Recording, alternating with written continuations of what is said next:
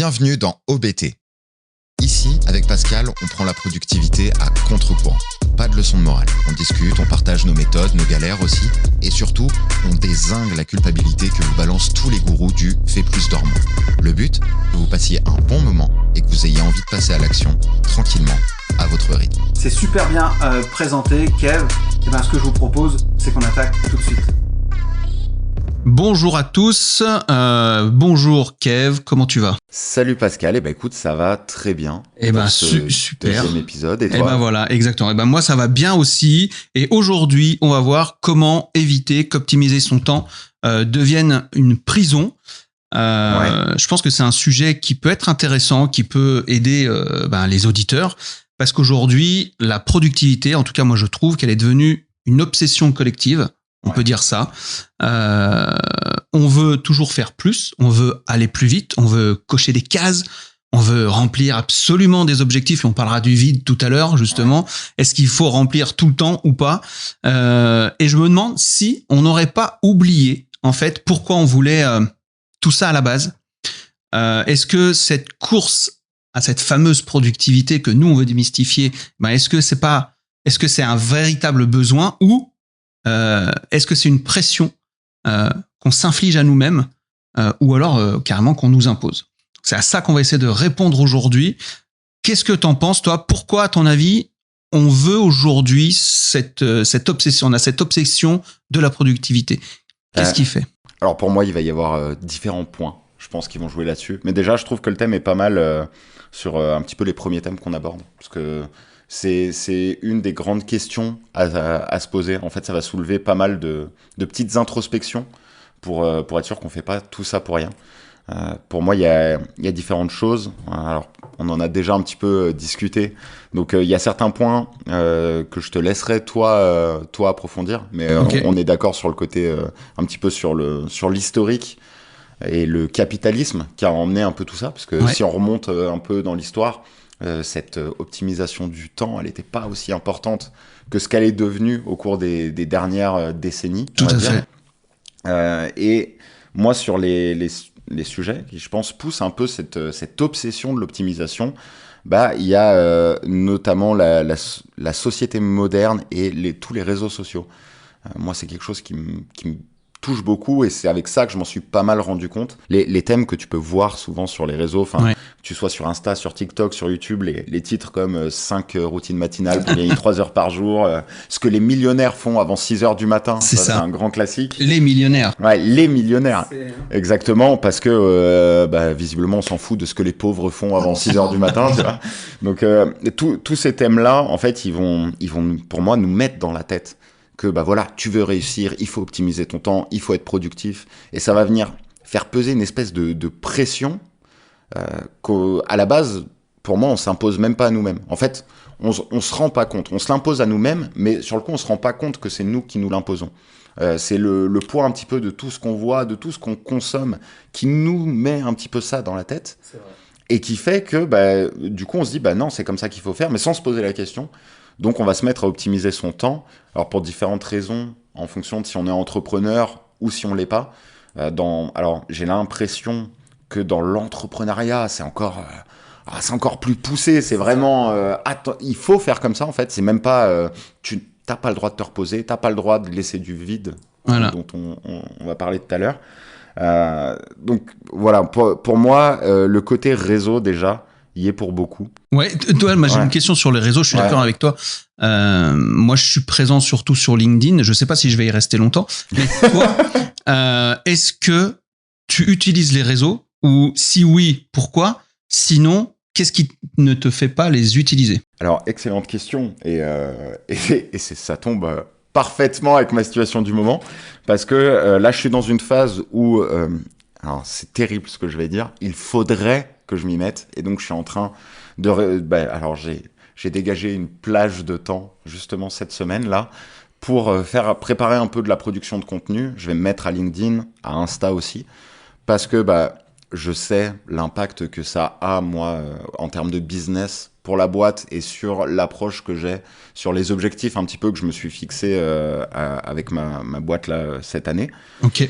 À la base, pas du tout. Mais c'est-à-dire que moi, même en termes perso, je suis pas du tout réseau. En fait, ça me gonfle. Moi, j'ai toujours senti une espèce de pression que je me suis mis tout seul, hein, clairement. Mais déjà, juste par le fait de devoir répondre aux messages. Ouais. Il y a un point, alors peut-être que je me trompe totalement, mais j'ai cette sensation depuis longtemps que depuis qu'on a la messagerie instantanée, on va dire, donc que ce soit SMS, que ce soit, je sais pas, Messenger, les DM un petit peu sur tous les réseaux, il y a ce truc où vu qu'on peut écrire à n'importe qui, à n'importe quel moment, ça met dans la tête des gens qu'on doit nous répondre immédiatement aussi. Exactement. Et pour moi, ça a toujours été une pression, c'est-à-dire que moi, une fois sur deux, je pars de chez moi, j'oublie mon téléphone. Donc le truc du bah oui, mais tu réponds jamais, etc.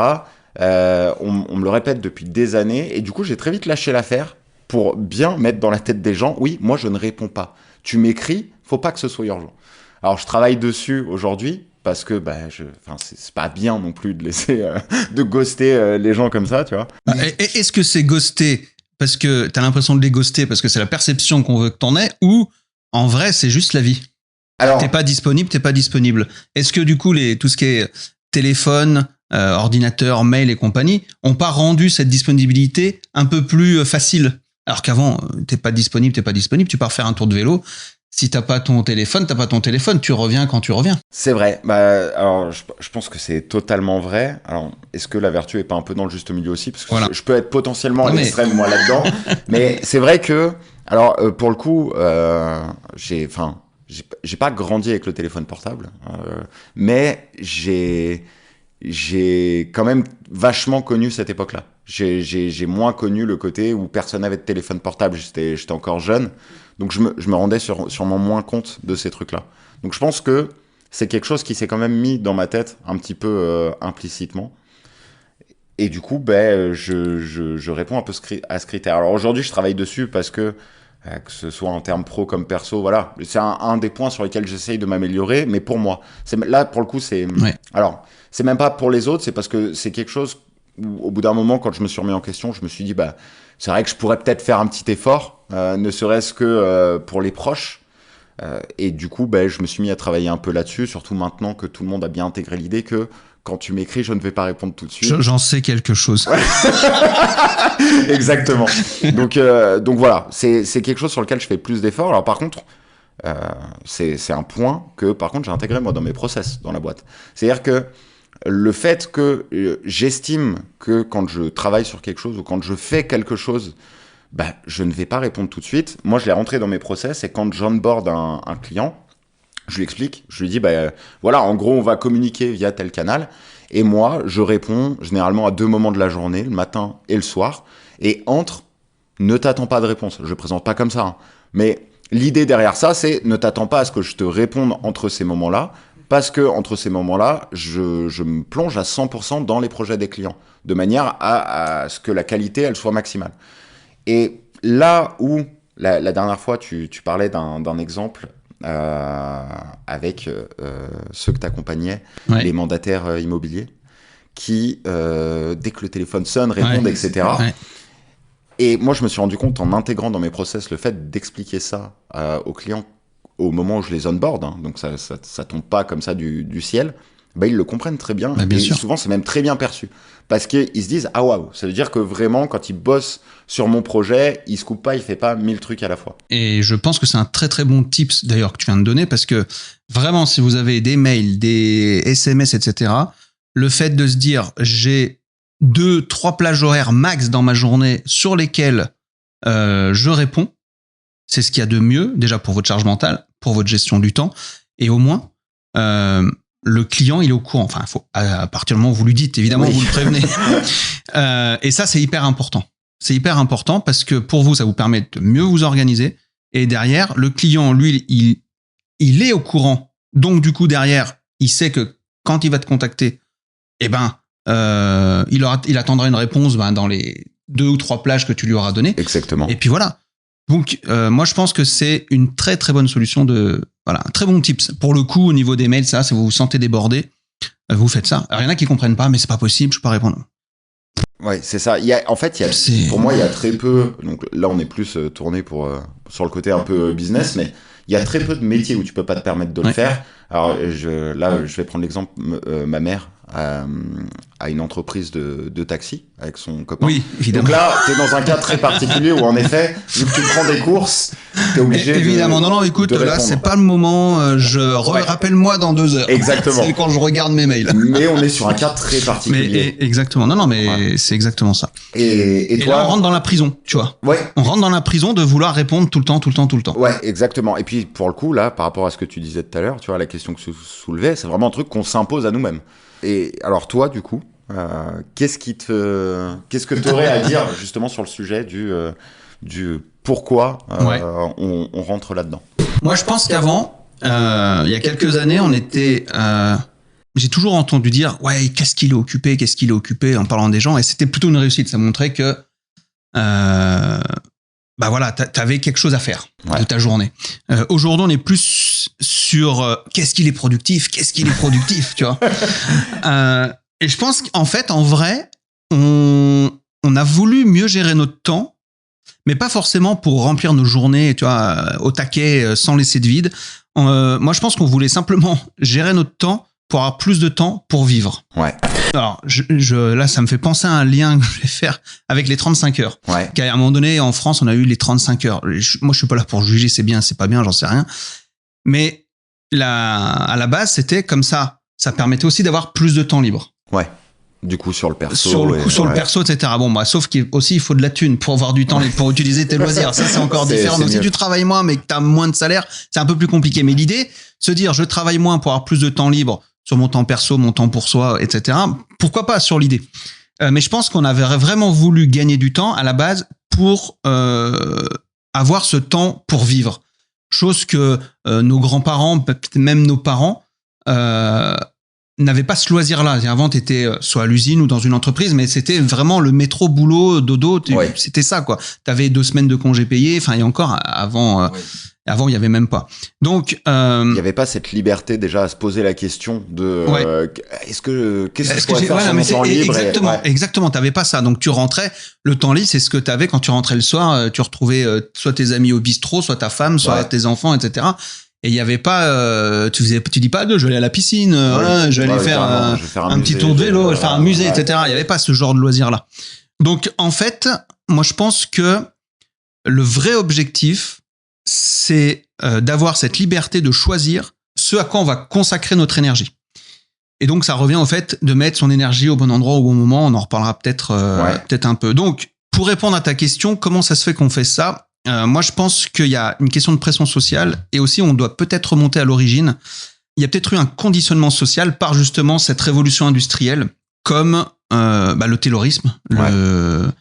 C'est quoi? C'est la fin du 19e, je crois, le taylorisme. Il faudrait vérifier, mais il me semble que c'est ça. Fin 19e, début 20e. Voilà. Et l'idée, en fait, de Taylor, c'était quoi? C'était d'optimiser chaque geste, chaque minute. Alors, Taylor, c'est une chaîne de... C'est un économiste. C'est ça, c'est un économiste qui a créé une organisation un peu scientifique du travail. Comment faire pour optimiser chaque geste, chaque minute, etc. Et du coup, derrière, donc c'était chronométré, rationalisé, etc. Et le temps, en fait, c'est devenu un outil de mesure derrière et un outil de pression. Et c'est le Henry Ford qui a fait donc avec le fameux Fordisme au début du 20e et qui va pousser l'idée encore plus loin sur ses chaînes de production, puisque lui va standardiser ses produits. Je crois que c'est la Ford T, il me semble, de mémoire. Et donc lui, standardisation des produits, donc tu gagnes du temps parce que c'est toujours les mêmes pièces, etc. Travailler à la chaîne. Ouais. Tu augmentes les cadences, forcément. Et là, tu cherches à créer plus vite, à moindre coût. Et du coup, aussi à plus grande échelle, parce que tu standardises. Ouais. Donc, le résultat, le temps, à un moment donné, qu'est-ce qui se passe? Il vaut plus seulement de l'argent. C'est un indicateur de performance. Ouais. Et c'est à partir de là, je pense qu'on a commencé à basculer. Ouais, exactement. En plus, probablement amplifié par le fait que, pour le coup, la Ford T, c'est le premier véhicule accessible au grand public. Exactement. Qui a fait un boom. Donc, forcément, je pense que tu te remets dans le contexte de l'époque. Tu vois que quand Henry Ford fait ça, toi, t'as une autre boîte. Tu te dis, mais attends, là, avec ce qu'il vient de faire, c'est mortel. On va appliquer ça partout. Exactement. Et je suis pas en train de dire c'est bien, c'est pas bien. J'en sais rien, moi. C'est simplement un constat, en fait. C'est un fait, ça s'est passé comme ça. Et je pense qu'aujourd'hui, on va mesurer notre valeur à ce qu'on accomplit. Ça, par contre, pour le coup, je sais pas si c'est très pertinent. Maintenant, quand t'es patron, si t'as un gars qui tire au flanc, bon, bah, ça veut dire que toi, potentiellement, tu perds aussi du pognon, etc., que la boîte avance pas. Donc, c'est toujours pareil. Il y a toujours un équilibre à trouver. Ouais, exactement. Un équilibre à trouver là-dedans. Et donc, comme tu l'as dit, il y a cette fameuse pression des réseaux sociaux où on montre des gens ultra efficaces qui se lèvent à 5h30, des journées qui sont millimétrées, tu vois, les mecs. Totalement. D'ailleurs, parce que là, ça me fait penser, là, que tu reviens sur les réseaux. Il y a un truc qui m'a frappé il y a pas longtemps. Alors là, que j'essaye d'en consommer un peu plus, tu vois, pour m'y mettre et pour comprendre bien comment ça fonctionne. Ça m'a percuté quand même dans le développement personnel ou dans les trucs un peu spirituels que tu peux voir passer à droite à gauche. On relie ça maintenant même à la productivité, c'est-à-dire des trucs comme méditer pour être plus concentré, le sport. J'ai vu des trucs passer sur le sport où on met pas le sport en avant pour les bienfaits sur la santé ou sur plein de trucs. J'ai vu des trucs passer genre je fais du sport pour être plus efficace ensuite. Et la question c'est pas est-ce que c'est vrai, est-ce que c'est pas vrai, tu vois, ça on s'en fout potentiellement. Je trouve que c'est plus le fait de mettre en avant l'efficacité que tu gagnes si tu fais du sport avant, moi qui m'a dérangé un peu plus, parce que il y a plein d'autres bienfaits de faire le sport, qui viennent avant dans le sport, avant même de dire ok derrière je vais être plus productif, plus efficace, etc. Tout à fait. Et en plus c'est toujours pareil. Après on peut parler des chronotypes, mais les chronotypes c'est pareil, c'est évolutif. Mais moi je sais que pour le coup quand je fais du sport le matin très tôt et que derrière j'enchaîne ma journée, c'est vrai que je suis très très bien. Ouais. Mais je fais pas le sport pour être plus productif. Je fais le sport parce que peut-être j'ai pas d'autres moments de la journée où je me dis ok je vais caler ma séance de sport et je le fais aussi peut-être pour mon bien-être, etc. Mais pas forcément pour me dire trop bien je vais être productif. Et il y en a qui vont se dire je vais faire du sport alors qu'ils aiment pas forcément le sport, ils savent pas pourquoi ils font le sport. Ils vont tenir une semaine, ils vont avoir des courbatures partout, ça va les gonfler. Ils vont arrêter, ils vont dire et on se retrouve dans une prison. C'est comme tout en fait. Si tu fais l'action pour la finalité qu'elle a, mais que l'action à la base elle te parle pas du tout ou t'es pas aligné avec, bah t'arriveras pas à le tenir dans le temps. Je suis comme toi moi pour le sport, c'est-à-dire que je me suis rendu compte qu'en effet j'étais plus efficace derrière dans ma journée. Mais à aucun moment, c'est pour ça que je fais le sport matin. Exactement. Moi, c'est plus un bonus supplémentaire que j'ai noté. Mais moi, si je fais le sport le matin, c'est parce que je préfère faire mon sport à jeun, parce que dès que j'ai mangé, après, j'ai plus la motivation, je me sens pas bien. C'est évident. L'autre point que tu disais, c'est typiquement, alors, c'est qu'il y a potentiellement pas d'autres moments dans la journée, et que je sais que si j'attends le soir où j'aurai potentiellement le temps, j'ai plus la motive. T'as plus la motive. Ouais, donc c'est pour ça que je préfère le faire comme ça. Mais pour le coup, je profite juste du bonus que ça apporte et je me dis pas ok aujourd'hui si je veux être productif je vais faire ma séance de sport exactement. Et c'est là où je pense on confond efficacité et valeur personnelle in fine. Parce que tu vas dire moi je vais faire ça c'est pas parce que t'as pas eu le temps de faire ton sport ou que t'es nul que t'es machin, ça a rien à voir. Alors oui, gérer son temps c'est utile, ça ne devrait jamais être une prison, ça devrait plutôt être une façon, en tout cas c'est comme ça que je vois moi, de se reconnecter à ce qu'on veut vraiment et à la vie qu'on veut mener. C'est ça, en fait, moi, je trouve, c'est OK, pourquoi je veux optimiser mon temps? Qu'est-ce que ça m'arrangerait à moi d'optimiser mon temps? Je pourrais faire ça, etc. Mais la culture de la performance qui s'est installée, pour moi, un peu partout, si t'es au boulot, t'as des objectifs chiffrés, t'as des reportings, t'as tout ça. À la maison, on va te dire, il faut préparer, t'as le batch cooking, là, je suis tombé sur une émission là-dessus. Qui est pas con sur le fond. Mais tous les dimanches, je prépare tous mes plats pour la semaine, etc. Pourquoi pas? Moi, perso, j'ai pas envie de passer mon dimanche à cuisiner pour mes enfants ou pour enfin, tu vois, j'ai autre chose à foutre, quoi. Enfin, c'est pas que j'ai autre chose à foutre. J'ai envie de faire autre chose. Donc, c'est quelque chose que je vais pas faire. Mais il y en a peut-être qui kiffent ça, hein. Mais il y a zéro souci là-dessus. Mais c'est la solution miracle. Non, c'est pas la solution miracle si tu veux gérer tous tes repas. C'est une des solutions. Je suis complètement d'accord. Voilà. Moi, d'ailleurs, je suis presque tombé dans ce piège-là au début.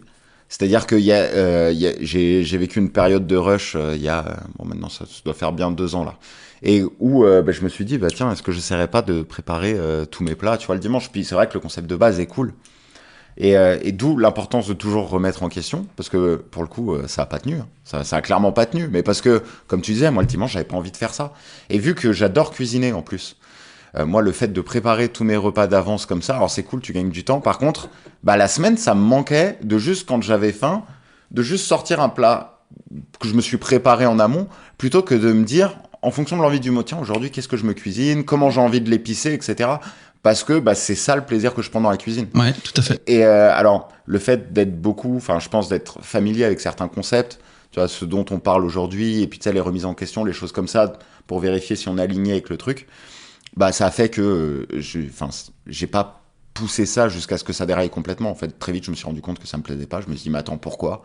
Et donc, j'ai dit, non, moi, j'ai envie de cuisiner tous les jours. Du coup, c'est pas une fatalité non plus. Tu te dis pas, je perds en productivité. J'étais en période de rush, mais du coup, qu'est-ce que j'ai fait? Je dis, ok, alors du coup, si je revois ma semaine, comment est-ce que je peux placer un peu plus de temps dans mes journées pour prendre ce plaisir à cuisiner? Et puis, du coup, c'était tout bénef parce que à préparer les plats un petit peu à la chaîne, je prenais moins de pauses dans la journée. Du coup, je coupais moins et j'étais moins efficace derrière parce qu'on n'insistera jamais assez sur l'importance des pauses. Alors que quand je me coupais, alors pour le coup, je fais un repas par jour en gros. Là, c'est même pas dans un but de jeûne intermittent ou quoi. C'est vraiment, ça s'est fait un petit peu comme ça. Et puis j'ai pas plus faim que ça dans la journée. Mais du coup, je sais que j'avais début d'après-midi, milieu d'après-midi, mon moment où tiens, j'ai un petit creux.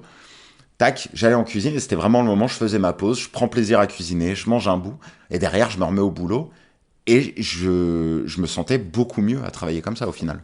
Et c'est ça. Je répète, on se reconnecte à ce qu'on veut vraiment. Ouais. Et en vrai, si on a envie de mener cette vie-là, de cette façon-là, si on a un souhait de moi je ferais bien comme ça, ok, mais à ce moment-là, il faut s'organiser. Il faut conscientiser le fait que, ok, je veux ça, je veux avoir plus de temps pour cuisiner, je veux ça, je réaménage. Et c'est pas une question de mais tu vois là, il a passé 1 heure à cuisiner, du coup il a pas bossé, machin. Mais voilà, on a toutes ces injonctions de si t'en fais moins, t'es un feignant, etc.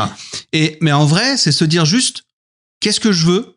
Comment je veux mener ma vie? Moi, si j'ai pu faire mes BD, tous mes projets, mon entreprise, passer du temps en famille. Un livre récemment. Un bouquin récemment qui s'appelle Mortal Coaching, et je fais un petit peu de pub. C'est qu'à un moment donné, j'ai mis des choses en place pour que ça se fasse. Et on fait pas tout en même temps, mais à un moment donné, en ce moment, je sais que je suis focus sur autre chose. Il y a des on va dire, des pans de ma vie ou de mes loisirs, si on pourrait appeler ça loisirs semi-pro, que je mets un peu de côté parce qu'il y a d'autres priorités. C'est tout, mais c'est une question d'équilibre. Et je me dis pas, putain, merde, je suis moins productif aujourd'hui, j'ai pas sorti de BD, quoi. Ça a rien à voir. Ouais. C'est une question de qu'est-ce que tu veux et comment tu t'organises pour l'avoir sans avoir cette pression sociale qui vient te dire, ce que tu fais, c'est pas assez. Quoi, t'as fini de bosser à 4 heures, mais normalement, c'est 8h, 18h, t'es un feignant, etc. Ouais. Et ça, ça vient aussi en France, c'est très français, le présentéisme. Quand t'es dans les boîtes de 9h à 18h, t'es pas de 9h à 18h productif, hein. C'est pas parce que t'es à la boîte que t'es productif. C'est des grosses conneries, ça. Ouais, complètement. Donc, des fois, il vaut mieux bosser 5 heures dans ta journée, mais en étant 5 heures productif, que 2 heures à la machine à café, ou en train de regarder ton téléphone, ou j'en sais rien. Hein. Alors, totalement. Alors, pour avoir bossé un petit peu en usine il y a quelques années, alors ça, je l'ai vu, mais d'une force où t'es obligé de brasser de l'air pour faire croire que tu travailles. Il y a des moments où il y a rien à faire. Alors, j'étais sur une chaîne de prod. C'était vraiment des moments où tu attends, t'as 15 minutes de vide. Et non, en fait, quand tu dois aller boire ton café, t'y vas à telle heure parce que c'est à telle heure la pause. Voilà. Et pour moi, on marchait sur la tête. J'étais en mode, est-ce que c'est pas mieux que je prenne ma pause maintenant que j'ai 15 minutes de vide plutôt que d'attendre l'heure où je vais avoir du taf? Mais non, en effet, c'est pas comme ça que ça marche.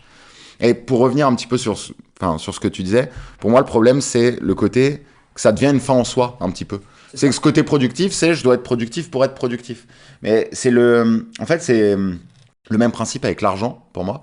C'est-à-dire que vouloir faire du cash, c'est pas un problème. Le problème, c'est de vouloir faire du cash pour faire du cash. Si tu veux faire de l'argent et que c'est ça la fin en soi, c'est problématique et tu vas être beaucoup moins motivé à faire de l'argent et tu vas moins trouver des moyens de le faire. De la même manière, si être productif, c'est ça la fin en soi, mais que tu oublies de le reconnecter au pourquoi je veux être productif, pourquoi est-ce que je veux gagner du temps, c'est exactement ça. Tu n'auras aucune motivation à le faire. Mais bien sûr, ça viendra naturellement. Ouais, exactement. L'idée d'être sans contrainte. Et en fait, c'est une question de choix, et je finirai là-dessus, mais c'est une question de choix. C'est-à-dire que les choix qu'on doit faire, ils peuvent être complètement à contre-courant de ce que pensent les gens. C'est-à-dire que tu peux refuser d'avoir un rythme complètement effréné, même si tout le monde le fait. Tu peux dire non, je veux pas ce rythme-là. Tu peux vouloir privilégier un mode de vie plus simple, plus lent, plus conscient. même si tout le monde te dit, faut speeder, c'est tout le temps Ouais. speed, etc. Dépêche-toi, on va être en retard, machin. Tu peux dire non à une invitation à des amis. Ouais. Tu peux le dire. Ah oui. T'as le droit. Non, mais t'as le droit de Ouais. dire non, écoute, ce soir, non, je veux pas. J'ai pas envie, j'ai juste envie de rester Voilà. tranquille à rien faire. T'as le droit de dire non à tes enfants quand t'as pas envie de jouer avec eux parce que t'es crevé ou parce que t'as envie de faire autre chose. T'as le droit. La dernière fois, mon fils, il me demande, papa, est-ce qu'on peut faire une partie d'échecs? J'étais crevé. Je fais, écoute, mon loulou, je suis désolé. Là, je suis fatigué. On en fera une prochaine fois, mais là. Bah oui, en plus tu vas me battre là dans l'état où je suis. en plus, tu vas me battre. Mais tu vois, et c'est ça, en fait. C'est accepter le choix à contre-courant. C'est comme accepter que ton bureau soit pas rangé de la même façon que les mecs. Ils te disent, je veux que ce soit tout vide, tu machin. Ouais. On pourra en reparler de l'organisation du bureau d'ailleurs, parce que je pense que c'est un bon truc. Et il y a une citation d'Einstein qui disait, si la vue d'un bureau encombré évoque un esprit encombré, alors que penser de celle d'un bureau vide? Et je la trouve excellente. Ouais, totalement. Mais en fait, c'est ça, c'est le rangement. Je pourrais dire 50 000 trucs sur le rangement. Mais on nous dit faut les placards, les machins, faut que ce soit profond. Mais en fait, les placards profonds, juste la vaisselle, c'est super chiant. T'as les assiettes au fond, les bols devant. Tu veux prendre une assiette, faut que tu pousses les bols, les machins. Mais c'est hyper c'est pénible, quoi. Ouais. Et puis en termes de rangement, enfin, il y a beaucoup ce truc aussi. Alors pour avoir connu des gens un petit peu comme ça, mais où tu ranges ou tu fais le ménage pour combler quelque chose. C'est ça. Ce qui, moi, me raccorde un peu à ce truc de vouloir toujours en faire plus, la productivité. Je me pose la question, est-ce qu'il n'y a pas un côté remplir un vide qu'on a potentiellement en nous? Alors peut-être un peu plus philosophique là, mais j'emmène ça parce que c'est quelque chose que j'ai déjà observé autour de moi. Et on ne ralentit pas, on ne veut pas s'arrêter, on ne veut pas. Pourquoi ? Parce que on se sent pas forcément bien avec soi-même ou qu'on essaye de combler quelque chose. Parce que quand, souvent, on est vraiment apaisé et serein, on n'a pas besoin de vouloir justifier. Et puis, aux yeux du monde, absolument, je fais ça, je fais tel truc, etc. Et on culpabilise absolument pas à juste se dire, non, là, je vais je vais vraiment rien faire. Je me pose dans mon canapé, je ne fais rien. Je dis oui de la tête depuis tout à l'heure parce que c'est exactement ça. Et c'est, en fait, on a sûrement probablement peur de se retrouver à un moment donné dans le silence, en face de soi-même. Et en gros, t'es tout seul avec toi, quoi. Ouais. Et tu te juges, tu vois. Ouais. Et les gens qui n'ont pas cet apaisement en eux, ils sont obligés de tourner, quoi. Ouais. Ils sont obligés de faire des trucs. Et de s'occuper. Exactement. Parce que ça leur évite d'être en face d'eux, en fait. D'eux-mêmes, de se retrouver avec eux-mêmes. Ouais, totalement. Et donc, voilà. Donc, ça c'est... on pourrait aussi en parler de ça. Mais en tout cas, ça montre que les choix qu'on peut faire ou cette productivité, ça peut vraiment nous enfermer vraiment dans une prison. Ouais. Et on se sentir prisonnier en fonction des choix qu'on fait, etc. Et pour se libérer, on peut appliquer un petit peu tout ce qu'on a dit. On verra les tips, quelques tips en fin d'épisode. Maintenant, ce que j'aimerais savoir, ça reste malgré tout, je pense, important et pertinent d'essayer d'optimiser son temps. Mais est-ce que c'est un vrai besoin? Ouais, alors, excellente question. Et pour le coup, c'est une vraie question à se poser. C'est-à-dire, est-ce que j'ai vraiment besoin d'être productif, de vouloir tout optimiser, ou est-ce que non, je m'en contrefous?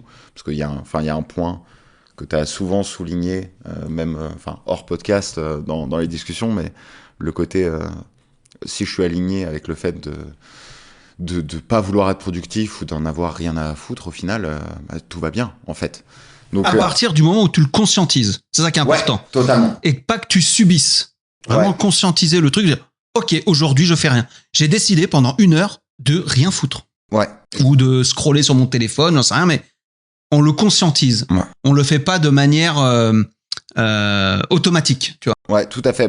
L'exemple du scroll, typiquement sur les réseaux, il est hyper frappant. Je le vois. Alors ça, pour le coup, c'est un conseil que je donne souvent aux coachés qu'on accompagne. En termes de productivité, il y en a beaucoup où un des premiers trucs qui leur vient en tête, c'est ça. Et parce que tout le monde quasiment passe énormément de temps sur les réseaux aujourd'hui. Et il y a ce truc où la première idée qui vient souvent, c'est « Ah ouais, mais alors il faut que j'arrête complètement les réseaux sociaux. » Puis c'est un des premiers conseils que tu vois un peu de partout d'ailleurs, sur les réseaux sociaux, paradoxalement. Le côté supprime tes réseaux. Et moi qui pourtant suis pas réseau, je suis pas fondamentalement d'accord avec ça. le problème vient pas du réseau en lui-même. Si, comme tu l'as dit, tu le conscientises. Si ça te fait vraiment du bien de passer du temps et de passer 1 heure, tu vois, de détendre à scroller, fais-le. Le problème, c'est quand tu le fais machinalement, parce que les algorithmes sont bien foutus, C'est ça. et qu'une fois que tu l'ouvres, tu te perds dedans. Mais si c'est un moment où tu te dis, bah voilà, là, j'ai envie de couper, d'éteindre le cerveau, et j'ouvre TikTok, j'ouvre Insta, et je scrolle dessus de la même manière, parce que on met beaucoup en évidence les réseaux aujourd'hui, mais de la même manière que à la télé, qui, même si aujourd'hui, on est sur un vieux média, mais il y a plein d'émissions à la télé où c'était le même principe. C'est juste, j'éteins mon cerveau et je regarde ça pour juste me détendre, exactement. quoi, en fait. Exactement. Non, mais t'as raison. C'est vraiment ce truc machinalement. Et les réseaux, alors, ça a foutu quand même bien le bordel, psychologiquement parlant, je trouve, mais en vrai, t'as le choix d'y aller ou t'as le choix de pas y aller. C'est toujours pareil. Au lieu de couper tous tes réseaux, peut-être coupe déjà juste les notifs sur ton téléphone. Ouais. C'est le truc un peu con, mais coupe les notifs. Ou alors tu te dis, bon ok, je vais voir mes réseaux que comme tes mails à telle plage horaire. Et je le vois bien moi avec mes enfants, c'est encore une grande trouvaille de l'école. Mes enfants, ils ont leurs devoirs sur Pronote, une application Pronote. Ouais. C'est là où les profs mettent les devoirs, c'est sur le téléphone. Ils écrivent même plus dans leur agenda. Ah mais alors plus du tout. Ils écrivent, enfin en tout cas, mais les profs ils ont jamais le temps, du coup je mettrai sur Pronote. On te dit, faut plus que les enfants ils aient d'écran, machin, etc., la concentration. Et les gamins, ils vont faire leurs devoirs. Alors, je regarde Pronote. Mais qu'est-ce qui se passe? Ils vont recevoir une notif Insta, un message d'un groupe de machin. Le gamin, c'est encore pire que nous, parce que lui, il voit une notif, il va voir la notif. Ouais. Et son Pronote, ses devoirs, il aura oublié. Ça veut dire qu'il va passer 2 heures sur soi-disant ses devoirs pour en avoir fait que pendant 10 minutes. Et à un moment donné, machinalement, sans en prendre conscience, il aura répondu à 2 textos, il sera allé voir des vidéos Insta, etc. Alors on va te dire, t'as qu'à lui enlever Insta, ok, c'est aussi une possibilité, mais au lieu de mettre les devoirs sur une appli de téléphone, continue à faire sur l'agenda. Papier, ouais, parce que moi, mes enfants, chaque fois je leur dis, attendez, les devoirs, vous me donnez tous vos téléphones, on les met dans la boîte, mais comment on fait? On n'a pas les devoirs. Alors, du coup, on les note des fois à la main. Ouais. Mais tu te rends compte, le truc, pour leur dire, non, vous prenez pas le téléphone. Ouais, alors ça, tu vois, ça me met un coup, parce que je savais pas du tout ce truc-là. Je prends même un petit coup de vieux au passage. Et là, ils sont 5e et 3e, hein. Donc, tu vois, et ils ont Pronote à partir de la 6e. Ouais, dès le début du collège, en voilà, fait. sans déconner. En plus, à un âge où pas tous les gamins ont le téléphone. Non, mais de plus en plus. Sinon, tu passes pour un ringard. C'est toujours pareil, t'as toujours ce choix de la prison et de la pression sociale. Ouais. C'est le gamin, ils ont tous des téléphones. Moi, j'en ai pas, je suis le seul, et tu vas être rejeté, tu vas être moqué, etc. Ouais. C'est toi le truc, c'est ça qui est terrible, en fait. Ouais, comme quoi, à quel point la pression sociale, elle apparaît tôt. Ça pourrait être en prison, déjà un autre sujet, mais pour le coup, là que ça tourne autour de la prison aujourd'hui, en fait, tu t'emprisonnes, mais dès ton plus jeune âge, probablement même dès les premiers âges de sociabilisation, je pense. Mais à notre époque, c'était le Walkman, le Discman, le premier qui avait le Discman, là, le disque qui sautait pas, je sais pas si t'as connu, toi. Oui, totalement. J'ai le souvenir, parce que j'ai eu le Walkman cassette quand j'étais vraiment petit. le basique, quoi. J'ai encore le Sony à la maison. Mais ouais, je me rappelle de la sortie alors je savais même plus que ça s'appelait comme ça, mais le Walkman disque, là. Ouais, c'est ça. Tu pouvais mettre tes CD dedans. Ouais. Et puis les meilleurs, ça sautait pas. Tu pouvais marcher et le CD sautait pas. Ouais. Alors celui-là, je l'ai pas eu parce que le mien, c'était, ne serait-ce, je me rappelle en voiture quand on partait en vacances avec ma petite sœur, c'était un enfer parce qu'au moindre nid de poule sur la route, c'était. Et ça, en fait, ça a toujours existé. Le dernier qui sort ça, moi je veux le même. Ma maman, pourquoi tu m'achètes pas ça? Ils l'ont tous un Discman, moi j'en ai pas, etc., etc. Ouais. Bon là, ça tombe aujourd'hui sur le téléphone, mais il y a toujours eu cette pression sociale à un moment donné. Mais sauf que là aujourd'hui, le téléphone, ça te bouffe de l'énergie, ça te bouffe du temps, tu deviens accro, ça te déglingue au niveau du cerveau, et de plus en plus tôt. Oui, et de plus en plus tôt, surtout que le téléphone, pour le coup, c'est vraiment devenu une norme. Exactement. À la limite, les exemples qu'on pouvait avoir avant les smartphones, c'était, tu voulais toujours forcément cette nouveauté. Aujourd'hui, le smartphone, c'est une norme. C'est-à-dire que tu l'as toujours greffé à la main. Quand tu travailles, tu te mets à travailler avec. Donc, c'est un truc qui est indispensable presque pour être un être sociable Non, mais classique, quoi. c'est exactement ça. Alors, tu as le choix de pas en donner à tes enfants, bien sûr, évidemment. J'aurais pu dire, bah non, vous avez pas de téléphone. Mais après, tu te heurtes à la maison, sans arrêt, avec des conflits, des négociations, etc. Est-ce que tu es prêt à le faire? Est-ce que tu n'es pas prêt à le faire? Voilà. Ouais, puis ça, alors, c'est même un autre sujet, mais ça soulève d'autres problèmes en termes. Tu vois, si on rentre sur le harcèlement à l'école et ce genre de choses, je pense qu'il y a des gamins qui peuvent vraiment en souffrir profondément. Ça peut être des points de harcèlement un Bien petit sûr. peu. Et du coup, je pense, alors pour le coup, moi, j'ai pas d'enfant, mais je pense que c'est compliqué quand on se met à la place du parent, de gérer ce genre de choses et d'être entre toi, tes valeurs ou ce que t'aimerais inculquer d'un côté et de l'autre, ce que ton gamin va ressentir et ce qu'il va vivre à l'école parce que t'as pas non plus envie de le mettre dans cette situation-là. Exactement. Ouais. Exactement. Donc, toi, au niveau du besoin, Alors, quelque chose à rajouter ou... alors, j'ai pas grand-chose à rajouter là en termes de besoins. J'ai envie de te poser la question, maintenant qu'on a abordé tout ça.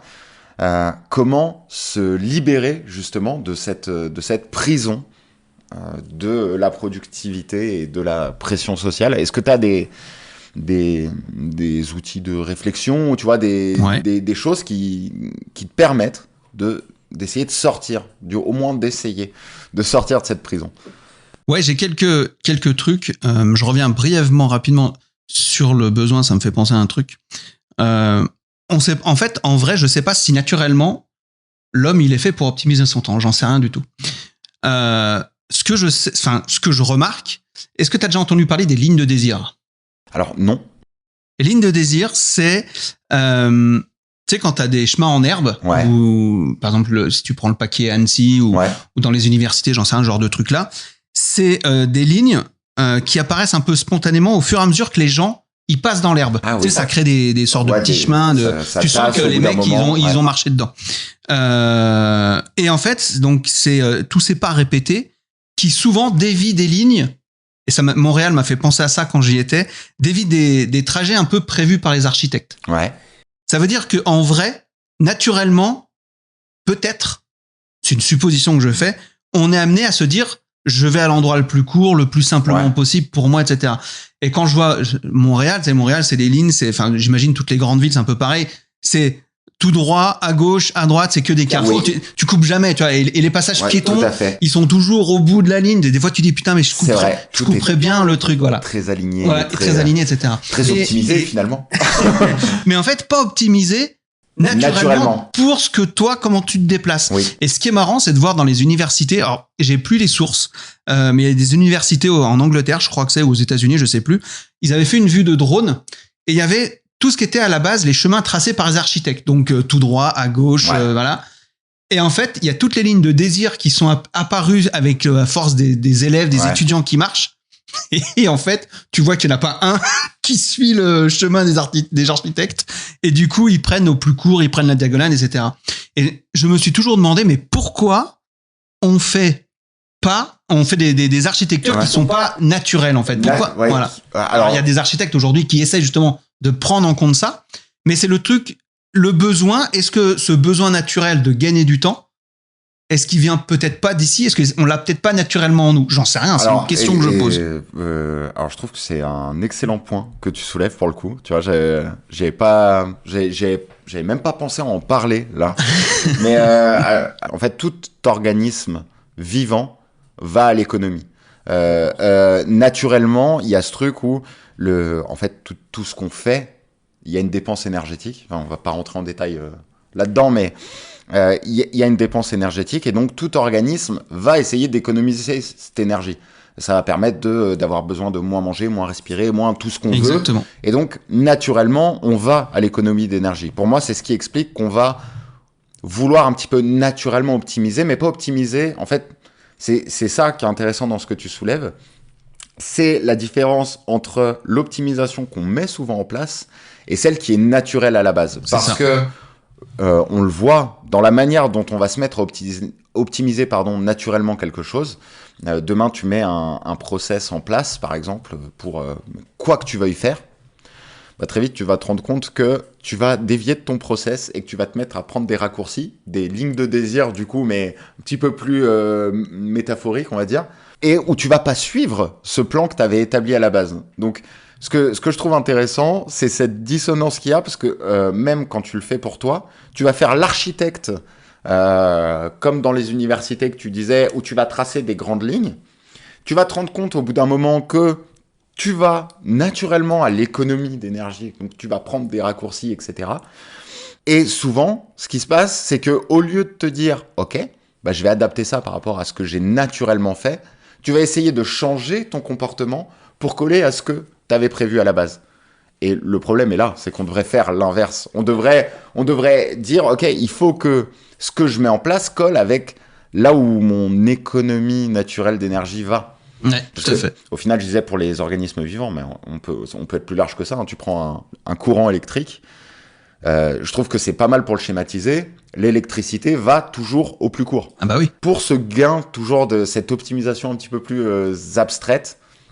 Donc voilà, pour moi, le truc, c'est vraiment d'essayer de coller à la partie naturelle de la chose. Tout à fait d'accord avec toi. Même si peut-être qu'au niveau architecture, ça fait moins beau. Alors c'est vrai que si t'as des chemins qui partent un peu dans tous les sens, c'est ça. Ouais. Je rejoins. C'est pas mal là, la petite analogie avec les êtres vivants et le courant électrique. Je pense qu'on est clair là-dessus. Donc voilà, c'était juste ça que je voulais dire avant de passer aux petits tips que tu m'as demandé. Ouais. Et tu donneras aussi les tiens. Moi, je peux en donner 5 si c'est ok pour toi. Ouais, bah écoute, carrément. La première des choses, le premier tip, c'est vraiment faire un reboot total sur son état d'esprit. Ouais. De sortir de ses croyances, du conditionnement. Alors là, je dis aux auditeurs d'aller voir le premier épisode où j'ai parlé des différents filtres, mais on les conditionnait tous. Et je pense qu'il faut parfois sortir la tête, tu vois, te dire, ok, est-ce que je peux pas voir un petit peu ce qui se passe ailleurs, ouais. Tu vois, comme si tu voulais découvrir un petit peu une nouvelle culture ou un nouveau truc. Ouais. Ça, c'est la première des choses, et je pense que ça part de l'état d'esprit. Si t'es pas dans l'état d'esprit de vouloir un peu changer ou voir ce qui se fait un peu différemment ou avoir cette curiosité-là, tu auras beau faire tout ce que tu veux, oui, ça marchera pas. Voilà, exactement. Ouais. Après, je pense qu'il faut éviter l'éparpillement. L'éparpillement, alors c'est facile de dire il faut éviter l'éparpillement. Comment on fait pour éviter l'éparpillement ? Eh ben, je vais te répondre. Eh ben, heureusement que je te pose la question finalement.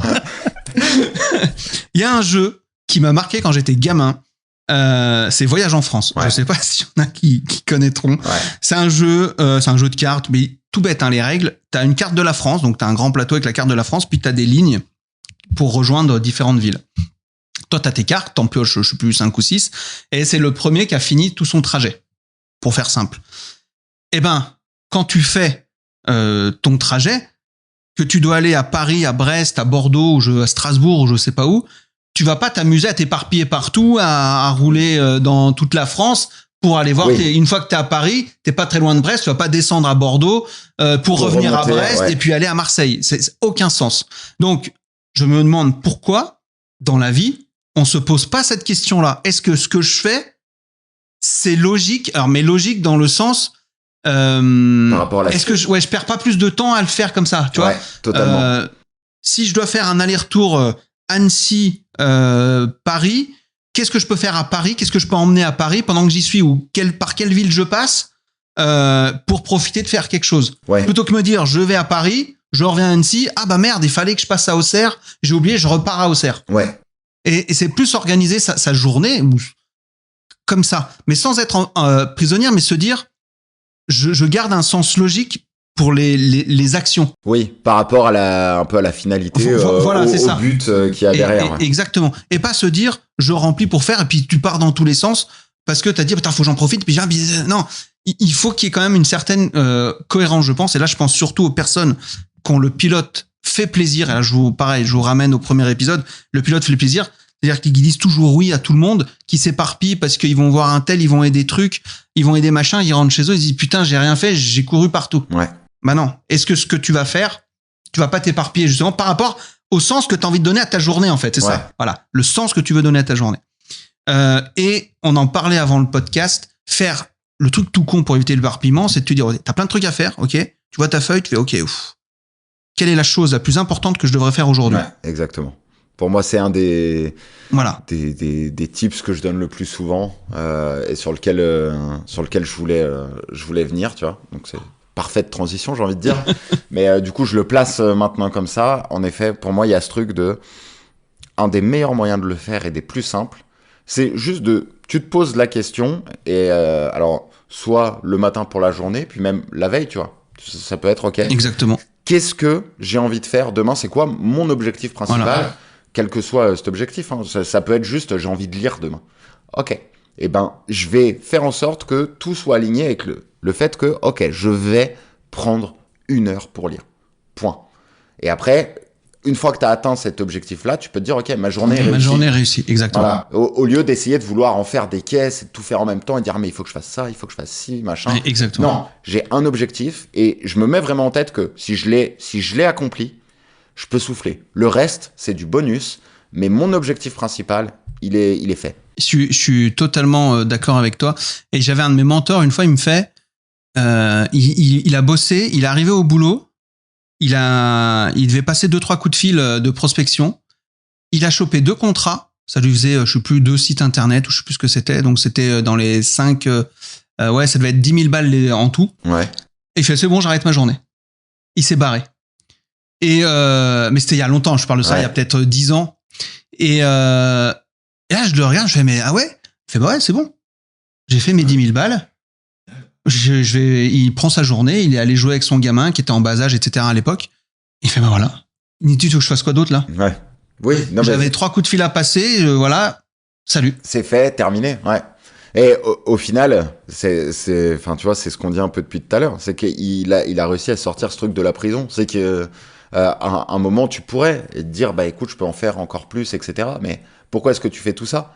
Et si tu fais tout ça justement pour avoir plus de temps pour toi et peut-être pour jouer avec ton gamin, exactement. T'as fait tes 10 000 balles aujourd'hui, bah t'as largement fait ce que t'avais à faire. C'était de profiter. Bah ouais. Ok. Exactement. Dès que j'ai fait mes 10 000, j'ai décidé, bon, s'il les avait fait à midi, bah, peut-être qu'il serait parti à midi. Ouais. Il les a fait tout de suite. Ouais, exactement. Et là où, encore une fois, du moment qu'on est aligné avec ça, si toi, ton objectif, c'est pas juste de passer un peu plus de temps de perso, mais tu te dis, pour reprendre cet exemple-là, si lui, son objectif, c'était OK, mais moi, je veux créer une grosse boîte, je veux la revendre pour très cher dans 3 ans et après prendre une retraite. Dans ce cas-là, tu aurais peut-être continué. Parce que tu aurais été aligné avec ce truc-là. Exactement. Ça dépend du sens que vous voulez donner à ce que vous voulez faire de votre vie. Ça, c'est hyper important. 3e tips, le changement en douceur. Là, on parle de changement, etc. Le mec qui accroît son téléphone, si je donne un exemple, il peut pas s'en passer. Ça va pas être de lui dire, écoute mon garçon, je te prends ton téléphone toute la journée. Le mec, c'est comme un shoot de cocaïne ou je sais pas quoi. Ouais. Il va avoir sa dose. Non, au lieu de lui dire, je te prends, je te coupe tout, tu vas mollo. C'est, bah écoute, à partir de 20h, le téléphone, on n'y touche plus, par exemple. Et tu le mets loin dans une boîte ou j'en sais rien. Ouais. Tu commences par un truc comme ça. Et au fur et à mesure, c'est 20h, après c'est 16h. Et après c'est, finalement, tu le rallumes que entre telle heure et telle heure. Ouais. Tu vois, faut y aller mollo sur les changements. Parce que les mecs, ils partent tous, ouais. Et puis à la fin, ils explosent, quoi. Ouais, totalement. Ça, on pourra.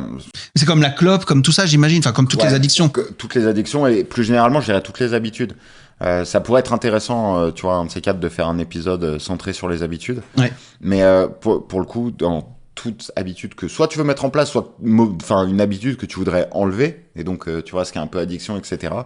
Il y a pas mal de trucs qui rentrent en compte, mais le changement en douceur, comme tu dis, c'est un des points clés. Si tu essayes de changer radicalement et tout d'un coup, il y a un peu ce mythe, tiens, de la motivation. Ouais. Celui qui est motivé, il y arrive. Non.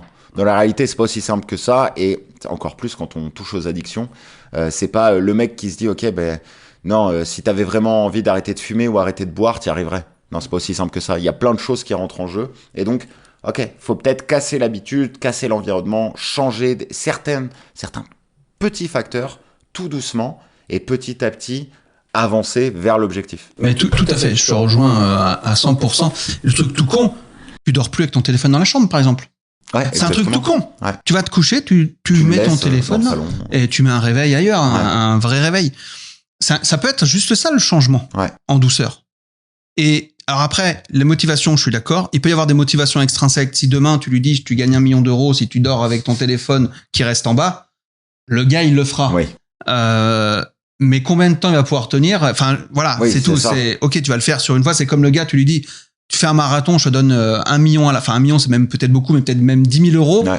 Est-ce que tu t'entraînes pour le marathon et tu gagnes 10 000 euros à la fin si tu le fais? Je pense que le gars, il va le faire. Ouais. Sauf si 10 000 euros, ça représente rien pour lui. Tu vois ce que je veux dire? Il peut y avoir une motivation extrinsèque qui peut te faire arrêter du jour au lendemain. Je sais que mon grand-père, paye son âme, il fumait comme un pompier 2-3 paquets par jour, mais le truc de dingue. À un moment donné, on lui dit, vous avez un cancer poumon. Il a arrêté du jour au lendemain. Ouais. Mais parce qu'il y a une motivation extrinsèque derrière, tu vois. Mais la motivation intrinsèque, elle est beaucoup plus difficile. De dire, plus puissante du coup pour résister, tu vois, voilà. Mais comme tu dis aussi, plus, Alors puis le problème de la motivation extrinsèque. Et puis le problème de la motivation extrinsèque, c'est que dans un cas aussi violent, tu vois, que ton grand-père, en effet, là le couperet qu'il y a derrière, c'est le cancer, c'est le décès. Donc bon, tu vas le tenir un peu plus longtemps. Mais typiquement dans le cas de l'argent, en effet que le mec il va être motivé. Tu vois l'exemple du marathon.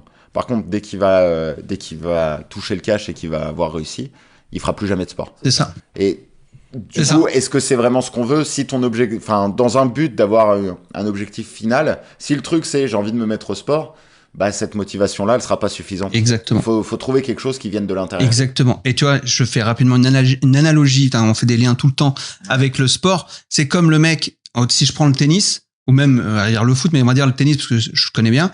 Tu gagnes un grand chelem, tu gagnes Roland Garros. Si c'était le rêve de toute une vie, c'est super dur derrière de te retrouver une motivation. Ouais. En te disant, est-ce que j'essaye de le regagner une fois? Est-ce que je gagne les autres tournois du grand chelem? Machin. Et je trouve que les mecs comme Federer, comme Nadal, comme Djokovic, qui ont gagné 20 et quelques grands chelems, ils ont toujours eu cette flamme et ce sens, en fait, de dire, OK, ils ont donné du sens au fait de vouloir regagner. Ouais, totalement. Chose que souvent, t'arrives à un objectif, ça t'a pris tellement, tu dis, putain, ça y est, je l'ai eu. Derrière, t'as une grosse descente de motivation. Ouais, il y en a qui rentrent en dépression à et cause voilà, de exactement. ce truc-là, ouais. Donc, ça, c'est encore autre chose, mais c'est pour illustrer vraiment ce que tu dis. Il y a plus ce que tu dis, c'est tu le tiens pas longtemps si la motivation extrinsèque, elle a pas de sens pour toi. Ouais. Donc, on revient encore une fois à donner du sens. Voilà, exactement. Et le dernier tip, c'est après, je te laisserai sur tout ce qui est, j'avais un truc sur la planification, le vide et tout, mais ça, tu vas en parler mieux que moi. C'est on en a parlé, mettre son énergie au bon endroit. Ouais. Parce que tu peux avoir 12 heures de dispo, mais si t'es à plat, ça sert vraiment à rien. Donc, chacun sait s'il est plus productif le matin, le soir, le midi, peu importe. Ça dépend aussi de votre contexte familial, ça dépend de plein de choses. Mais essayez de repérer où est-ce que vous êtes bon en ce moment et vous dire, OK, là, je vais mettre mon énergie au bon moment. Et les chronotypes, ce n'est pas figé. Je vous le garantis, ça change. Vous pouvez être du soir, une fois que vous avez des enfants, etc. Vous passez du matin à un moment donné. Je vous le dis. Ouais. Sauf si vous voulez pas que ça explose en vous. Mais c'est très important. Et c'est pareil, mettre son énergie. Et je vais donner un exemple tout con. Vous êtes avec des amis, ils vous disent, ah putain, ce serait trop bien qu'on se fasse des vacances à la mer. Ok. Et il y en a, naturellement, l'idée vient pas d'eux, mais ils vont commencer à regarder les hôtels, les campings, les trains, les machins, les avions et tout. Alors que l'idée vient pas d'eux. Donc ils vont prendre cette énergie-là. Non, moi ce que je vous conseille, il y a un mec qui vous a dit « Ah, ce serait bien qu'on aille à la mer. Ok, ouais, pas de problème. » Et vous attendez. Et tant que le mec il a pas relancé, vous vous occupez de rien. Ça veut pas dire que tu t'occupes pas de toi de tes vacances. Ouais. Mais le mec, tant qu'il a pas relancé son idée d'aller à la mer, c'est pas moi qui vais aller voir les trucs. Creuser. Ouais. Exactement. Nous, on a un copain, on va faire du kayak en Ardèche, etc. dans le truc. Ok, super. Je me suis occupé de rien, il a tout géré. Ouais. La location, le machin. Et une fois que j'ai vu que c'était bien parti, là, ok, je commence à être le passager de la locomotive et ok, qu'est-ce qu'il te faut? Il te faut ça, ok, parfait, et machin. Et là, je rentre dans le truc. C'est pas mon idée. Je perds pas mon énergie, moi. Ouais, totalement.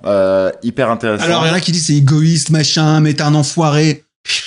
Le gars, c'est pas moi qui lance l'idée. Pourquoi je vais perdre de l'énergie sur une idée qui est pas à moi? Ouais. Oui, et puis alors, tu vois, ça me fait penser à un type un peu de personnalité que j'ai en tête, là.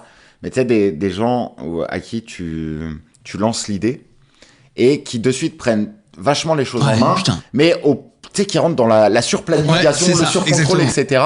Et moi, typiquement, je suis le mec qui va dire, mais est-ce qu'on se ferait pas genre un week-end ici? Mais dans l'idée que j'ai dans le week-end, écoute, on se fait ça chill, tu vois, on part tel jour, et puis vraiment, on profite, vraiment dans l'idée de faire un week-end vraiment tranquille, on se laisse un peu porter.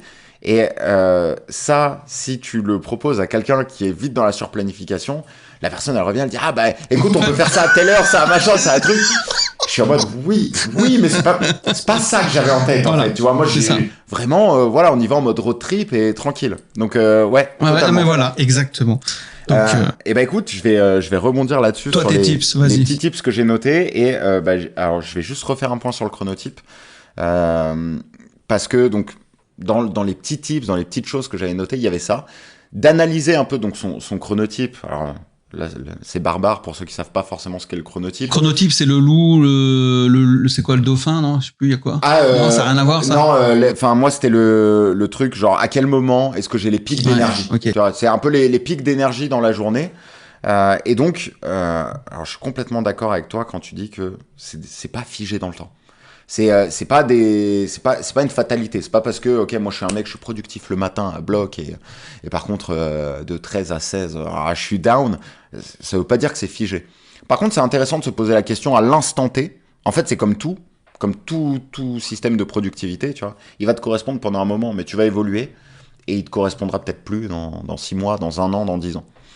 Alors peut-être juste de se poser la question, ok, actuellement à quel moment je me sens le plus efficace sur telle ou telle chose, à quel moment j'ai le plus de motivation, le plus d'envie pour faire telle ou telle chose, et en fait juste d'être dans ce questionnement-là pour savoir un peu comment prioriser ce qu'on a envie de faire, pour par exemple ce truc qu'on disait tout à l'heure, tu sais, d'un objectif par jour.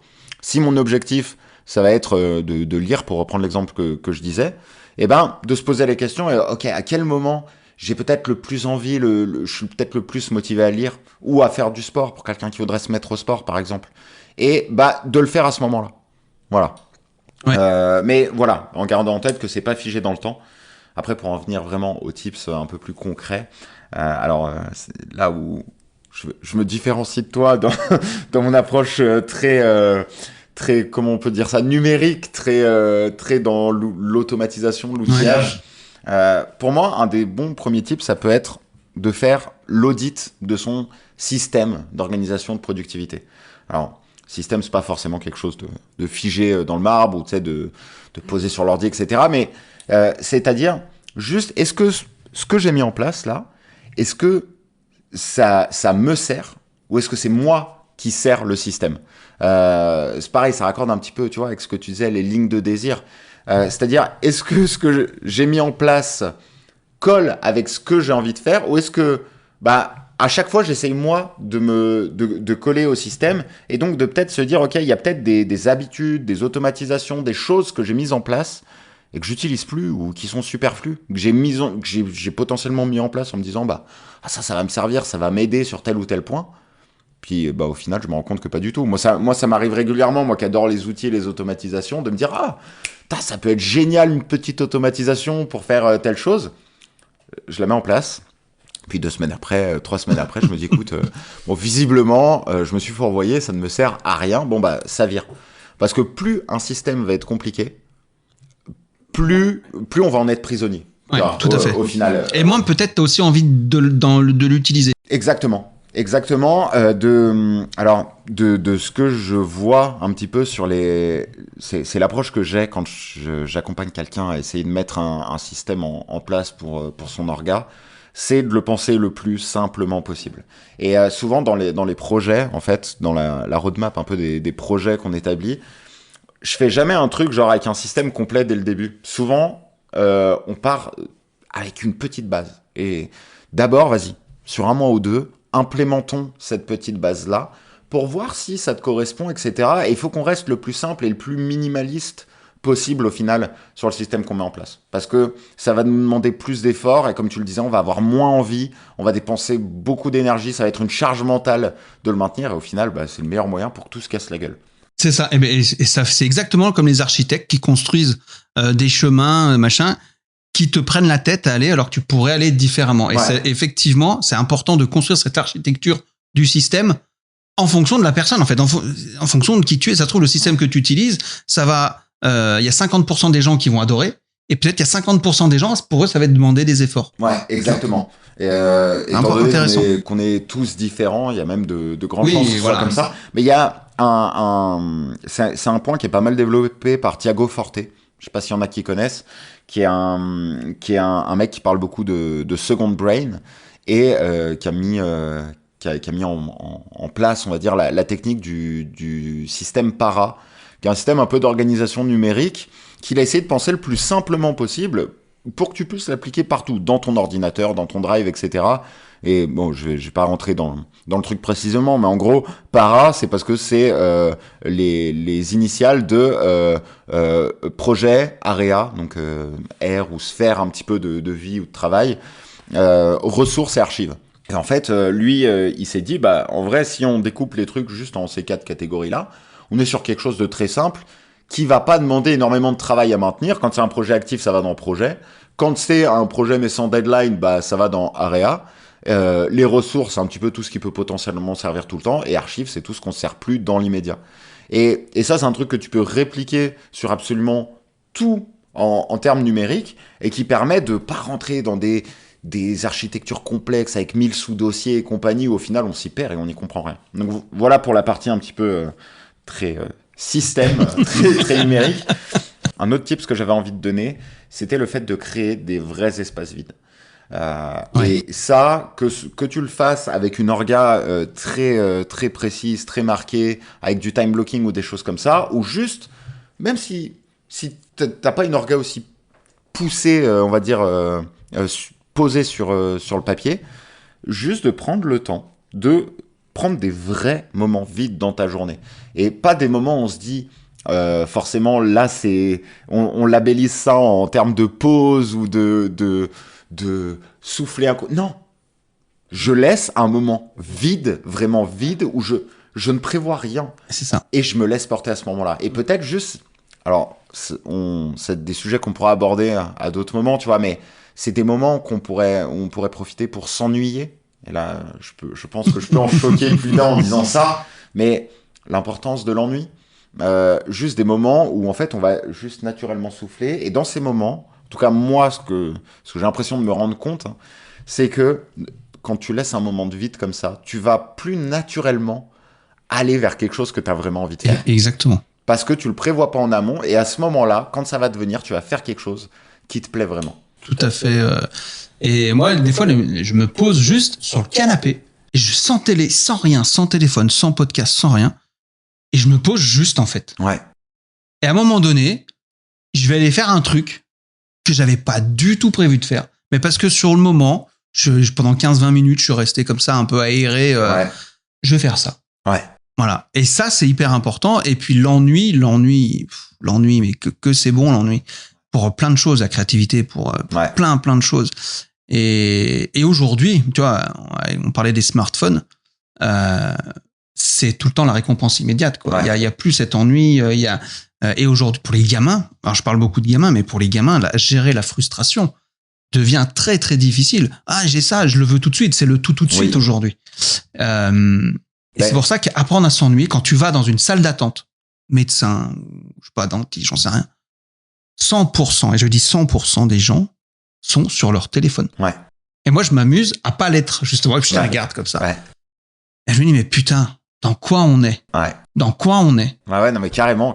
Et aujourd'hui, avec, en fait, le téléphone, là où c'est pas mal, c'est que ça permet de bien le marquer et de le mettre en évidence. Mais au final, je pense qu'avant le smartphone, les magazines, dans les salles d'attente, t'as toujours des magazines, et des magazines que, pour la majorité des gens, tu ne liras jamais dans un autre contexte. Mais t'es là, et du coup, déjà, pour faire passer le temps et pour pas t'ennuyer, tu fais quoi? Tu prends un magazine, tu lis des articles dont t'as rien à foutre, juste, voilà, tu tournes les pages, ça t'occupe. Alors que, en effet, prendre le temps de s'ennuyer, je pense que ça peut être un vrai sujet à pousser un jour. C'est important. Et puis, ces espaces vides peuvent permettre de se rendre compte, des fois, il y a des choses qui sont, on dit souvent, tu sais, il faut le conscientiser. Mais des fois, il y a des choses qui sont pas évidentes à conscientiser. Et moi, je trouve que de laisser des espaces vides comme ça peut aider à se rendre compte de ce qu'on a vraiment envie de faire. Je le vois, il y a une période là, pendant laquelle je lisais moins, c'est depuis cette année où je me suis dit, vas-y, mais j'ai peut-être vraiment envie de lire plus. En fait, l'an dernier, ce qui s'est passé, c'est que je m'étais dit, ok, j'ai envie de lire plus, mais j'ai pas le temps. Donc, je mets des petits trucs en place pour me remettre à lire plus. T'as pas le temps ou tu prends pas le temps? Non, je prends pas le temps. Ouais. Je prenais pas le temps parce que, justement, quand je mets les habitudes en place, forcément, de suite, j'ai beaucoup plus de temps pour ça. Sauf que ça me faisait pas vibrer. Quand je me remets à lire, je vibre pas. Et je vibre pas parce que ça peut être dû à plein de trucs. Le fait que les livres que j'avais sous la main ou que je m'étais dit que je dois lire, complètement con déjà, mais que je dois lire ce livre, fait que du coup j'étais moins motivé à le lire, etc. Et au lieu de mettre des temps pour lire dans ma journée, j'ai mis des temps vides. Et je me suis rendu compte que dans ces temps vides, en fait, j'en venais pas naturellement à lire. J'en venais à faire autre chose. Okay. C'est un moment où j'ai ressorti un puzzle que j'avais depuis je sais pas combien de temps et que j'avais toujours pas pris le temps de faire. Et je me dis, tiens, j'ai bien envie de faire un petit puzzle, tu vois, ça va m'occuper. Et à l'inverse, en début d'année, là, dans ces temps vides, naturellement, je me suis remis à prendre des livres. Et à ce moment-là, je me dis, ok, j'ai peut-être vraiment envie de lire là, pour le coup, en ce moment. Ouais. Et du coup, ça a été beaucoup plus facile de remettre en place des choses pour prendre le temps de lire. Et du coup, là, au final, je suis pas sur la cadence que j'ai eue à une période, mais j'ai déjà lu 6 ou 7 bouquins là, depuis mois de janvier, donc en 3-4 mois. Et j'ai pas l'impression d'être à un rythme effréné. Simplement, j'ai du temps où j'ai vraiment envie de le faire. Et du coup, déjà, je lis plus vite, je prends beaucoup plus de plaisir à le faire, etc. Tout à fait, 100% d'accord avec toi. Donc voilà, c'est surtout sur ces points-là sur lesquels je voulais insister. Puis les autres tips, on en a déjà un peu parlé, le côté justement une tâche par jour, et puis un petit peu les pics d'énergie. Ok, cool. Je pense que là déjà avec tout ça, il y a de quoi faire. Ouais. Ce que je te propose, c'est qu'on finisse par un petit truc marrant, un petit quiz chacun. On se pose 5 questions qu'on connaît pas, et on répond. Dans quel temps on range les actions, les tâches que l'autre va nous poser. Donc je rappelle, il y a 5 temps grosso modo dans une journée. Il y a le temps obligatoire, c'est le temps par exemple on dort, on va se laver, etc. Ça fait partie du temps obligatoire. Il y a le temps professionnel, il y a le temps personnel. Donc le temps personnel, ça va être je prends le temps d'aller faire des courses, d'aller faire du shopping, etc. Le temps pour soi, c'est le 4e temps, c'est le temps où on va nourrir un peu son cerveau. Le sport, il peut être dans le temps pour soi, mais il y en a qui peuvent le mettre aussi dans le temps personnel. Et il y a le temps perdu, le truc où je fais des trucs dans le temps perdu sans m'en rendre compte que je le fais. Ok, c'est ok pour ça? Est-ce que j'ai été assez clair? Alors, pour moi, tu as été assez clair. Et puis, pour la petite anecdote, c'est que quand on s'est fait, qu'on a écrit un petit peu les notes de ce qu'on voulait aborder là dans ce 2e épisode, quand j'ai vu ton idée du quiz, j'ai trouvé ça génial. Donc j'ai noté mes petites questions sur le côté, mais je suis curieux de voir ce que toi t'as noté, parce que en vrai j'ai eu beaucoup de mal à trouver des petites tâches, des petits trucs comme ça à donner, et j'ai essayé un peu de regarder, tu vois, ce que moi je faisais et tout, et en vrai, ça a été une vraie galère de trouver des trucs. C'est pas si simple que ça. Ouais, c'est beaucoup plus... En fait, quand j'ai vu l'idée au début, je me suis dit, putain, idée géniale, ça va être trop facile. Et derrière, j'ai bloqué, je dis, mais attends, mais qu'est-ce que je peux demander? Donc, je suis très curieux de voir ce que tu m'as concocté. On va voir. Ouais. Si je te dis, on va dire, jouer aux jeux vidéo, pour toi, tu le ranges dans quel temps? Si aujourd'hui, toi, tu le rangerais dans quel temps? Alors, jouer aux jeux vidéo, pour moi, ce serait du temps perso. Ouais, ok. Ce serait du temps perso. Et tu vois, là que tu me poses la question, je me rends compte que ça fait un sacré moment là que je me suis pas posé pour jouer aux jeux vidéo. Alors bon, c'est pas non plus un énorme manque, etc. Ouais. Mais c'est vrai que c'est un petit kiff que je me faisais souvent avant et que je prends moins le temps de faire. Ok. Très bien. Alors, moi, si je te disais, regarder un documentaire Netflix ou Arte. Un documentaire ou une série? Documentaire. Non, un documentaire.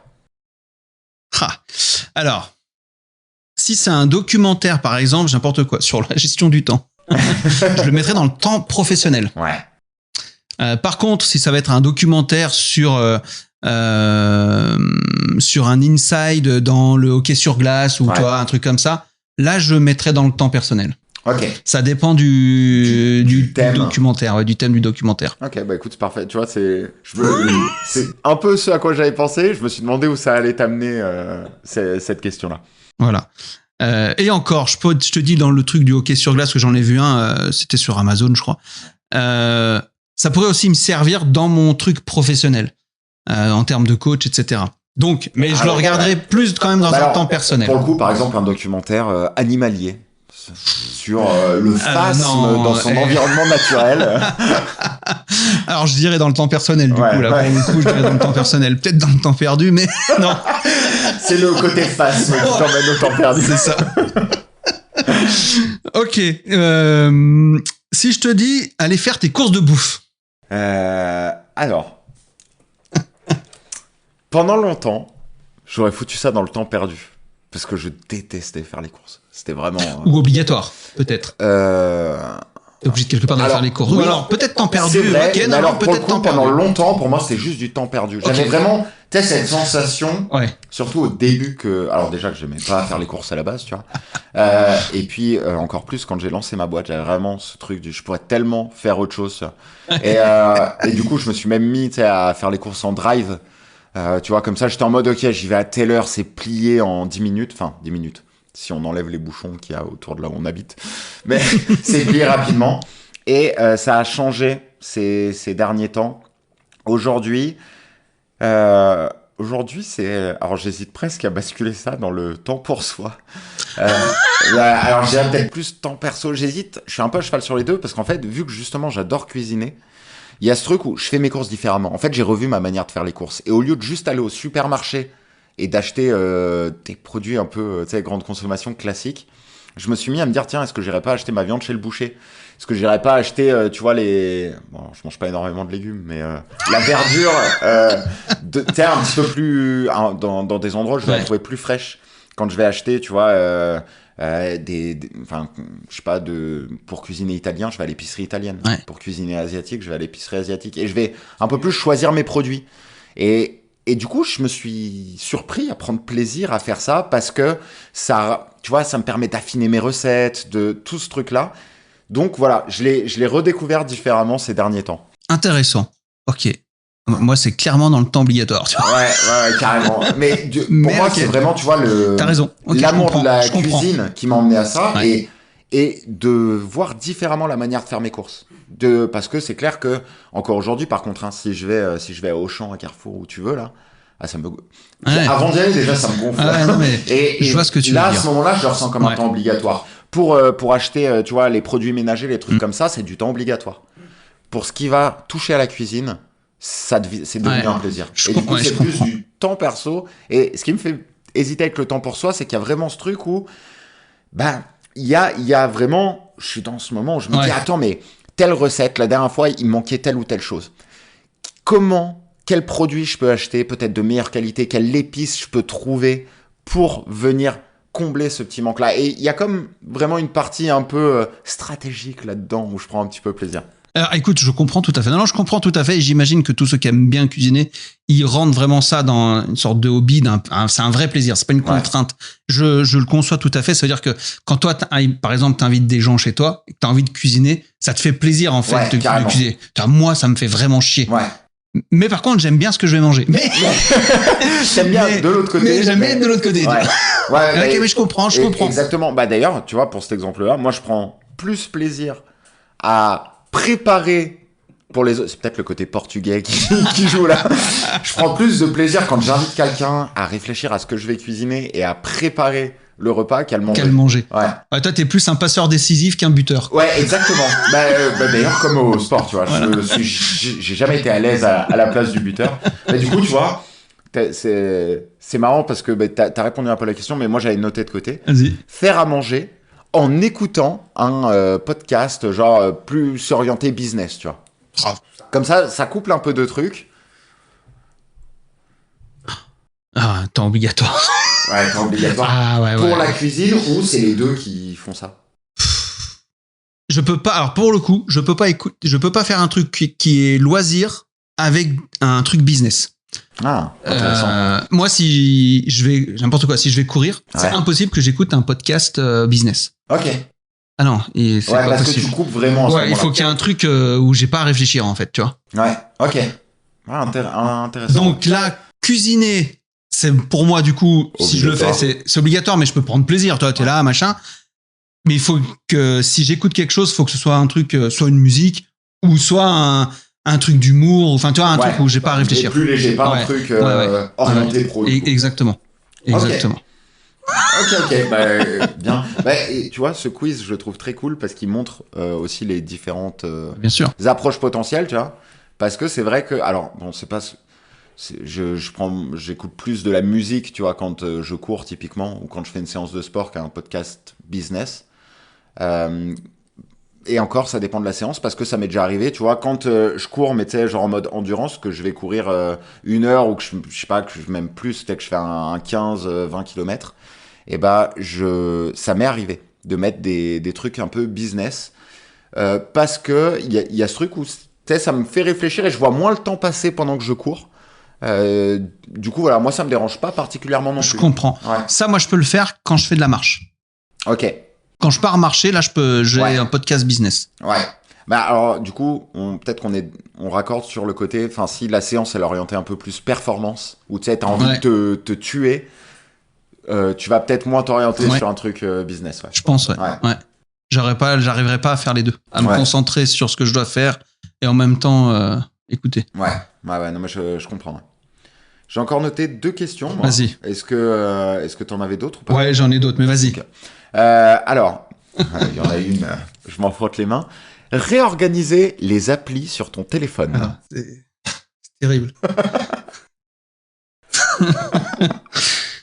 Oh putain. Temps professionnel. Ouais. Ah ouais. J'ai pas beaucoup d'applis déjà. Et c'est marrant, tu me dis ça. J'ai fait le tri ce week-end. Alors, toi, c'est pas pendant mon temps professionnel. C'est que je m'emmerdais un peu. Je voyais mon téléphone. Putain, il y avait 25 000. Ça m'a gavé. J'ai supprimé. Supprimé. Mais je prends pas plaisir à le faire. Ouais. Et je le case, dans un temps, à un moment donné, professionnel quand même. Ça fait partie du côté pro. Ouais, du côté pro. Ok. Ouais. Putain. Bah, celle-là, je m'en frottais les mains d'avance. Toi, tu fais quoi, toi? Alors, tu vois, j'avais pas pensé au côté pro, moi, quand j'ai noté cette question. Donc là, tu me mets un peu en difficulté. Parce que, pour moi, c'est un plaisir. Hein. Moi, j'adore ça. Ne m'étonne pas.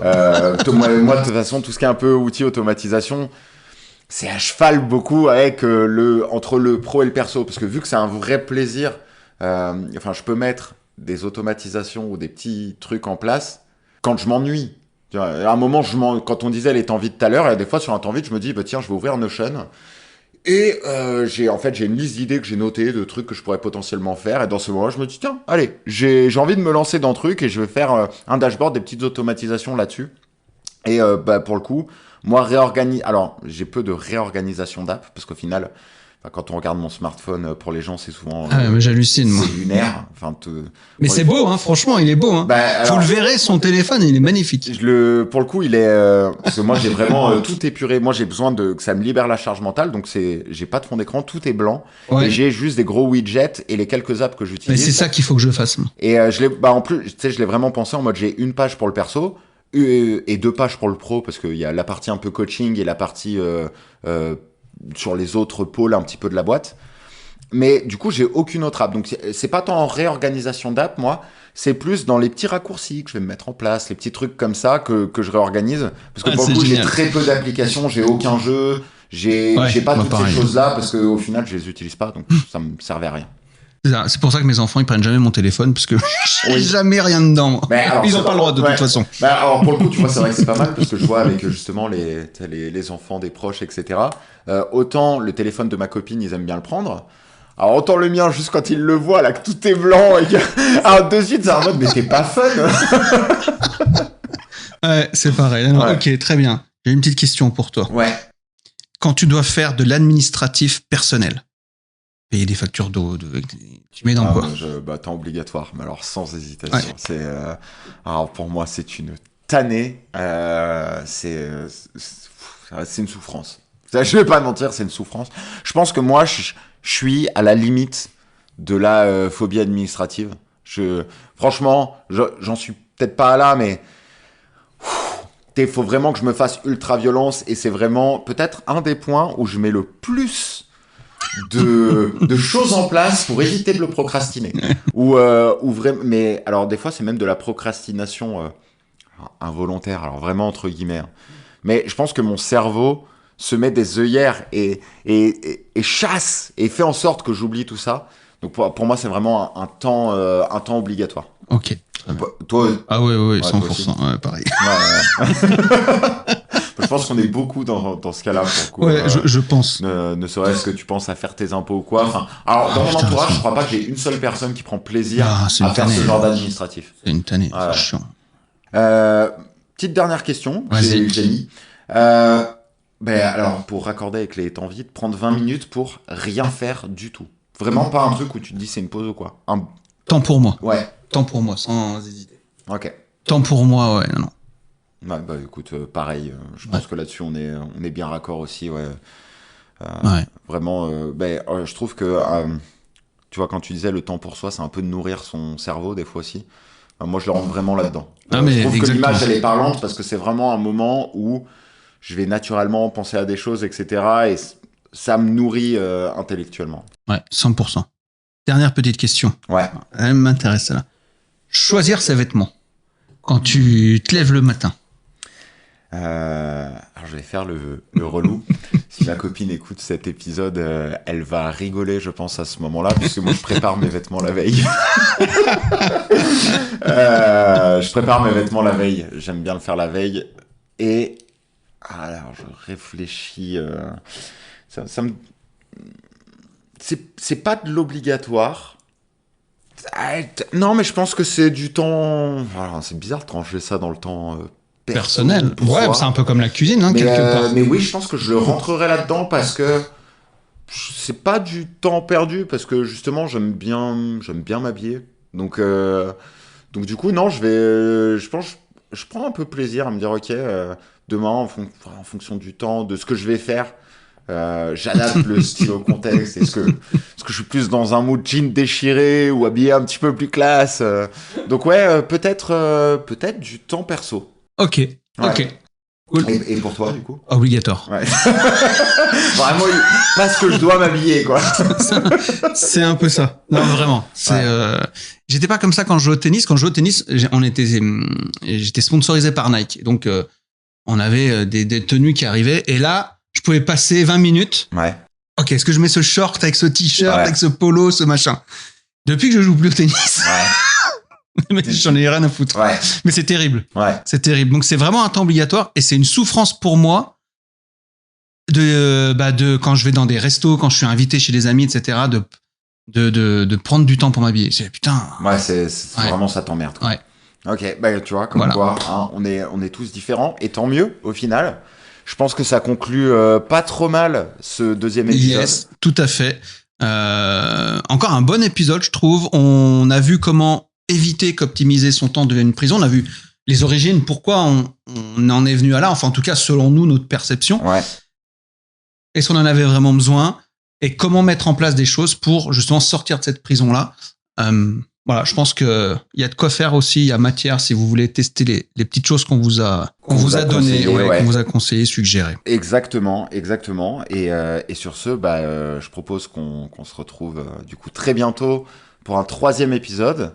Je sais pas si t'avais déjà des thèmes en tête pour la première fois. Non, pour là, la comme prochaine ça. fois. Là, comme ça, non. Mais avec tous les liens qu'on a fait, il y a peut-être moyen qu'on creuse un peu quelque chose, en trouver un, tout à fait. Qu'on a abordé aujourd'hui.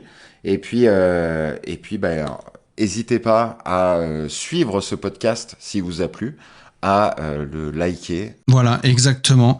Donc le podcast s'appelle OBT, l'ordre, le bazar et le temps. Exactement. Et c'est vrai qu'on n'est pas revenu sur le titre du podcast, mais on pourra à la limite faire un petit point dessus la prochaine fois. Exactement. Comment l'idée t'est venue, puisque le nom a émergé de ton esprit. Et moi, l'acronyme OBT pour le coup, m'a bien frappé. J'ai trouvé que ça marchait bien. Donc voilà. Sur ce, bonne journée ou soirée à tous en fonction de quand vous écoutez ça. À très bientôt. Salut Kev. Salut Pascal. Ciao.